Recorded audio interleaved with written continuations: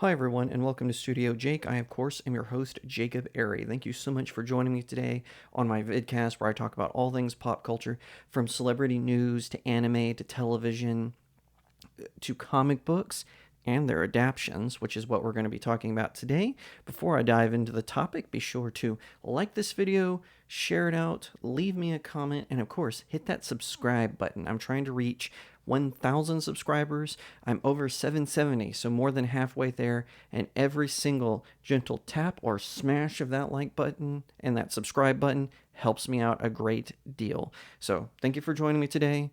You're all appreciated. All right.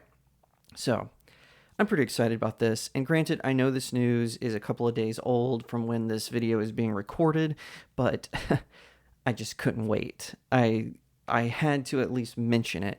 So, I've been ignoring the CW and their attempt to make Batman toxic and his mythology toxic and soap operize it. I know that's not a word in this way. That's why I barely talked about Batwoman. That's why I've ignored the last couple of seasons of the Titans, and why I didn't once mention Gotham Knights, which, man, fans, we ought to sue DC Comics for how they poisoned the title Gotham Knights with this television show. No, it's not based on the video game at all. It is a original idea from the writers of Batwoman, that failed TV show that kept dropping in ratings every year, but CW kept renewing it. I don't know why CW likes to renew crappy shows, especially ones um, based on their IP farms of their parent companies. But here we are. We've got the glorious news that Gotham Knights was canceled, and it didn't even make it to its season 1 finale. So this is according to Deadline. The DC Comics-based drama was one of 3 scripted series whose fate had been in limbo, along with Superman and Lois and All-American Homecoming,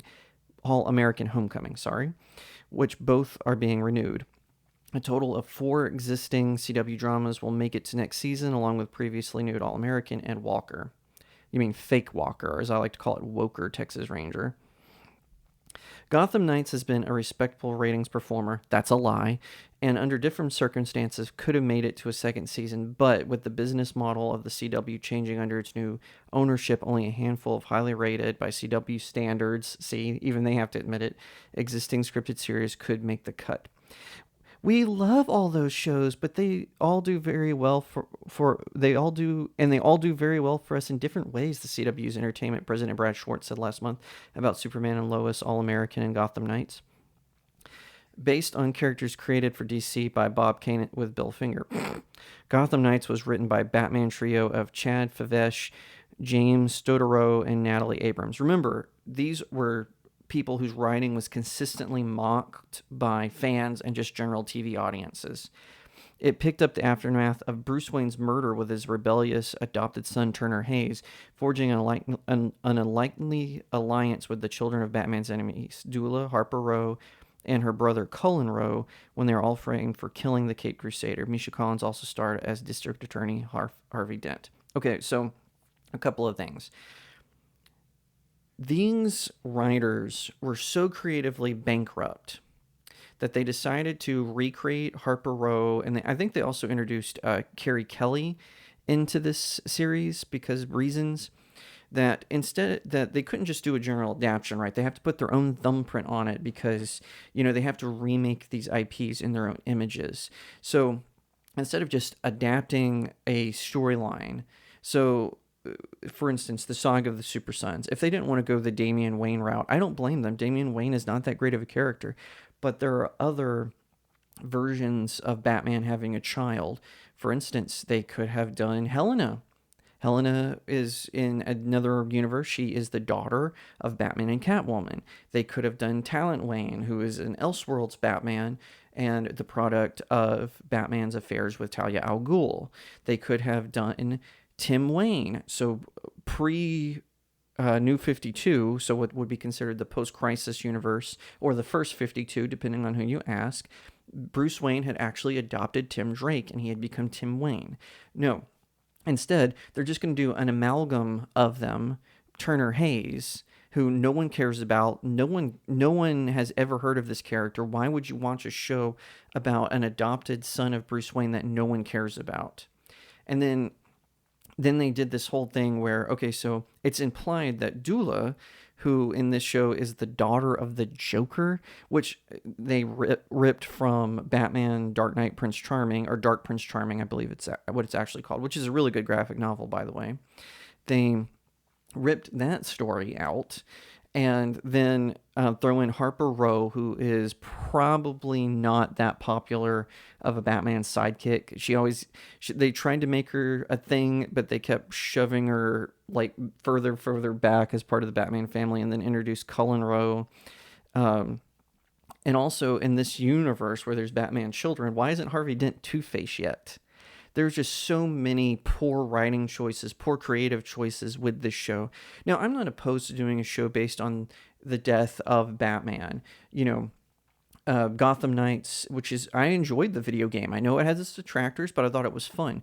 But it brought in Batman's main sidekicks, right? So we have Dick Grayson as Nightwing, we have Jason Todd as Red Hood, we have Tim Drake as Robin, we have Barbara Gordon as Batgirl, and then Alfred, of course, is there.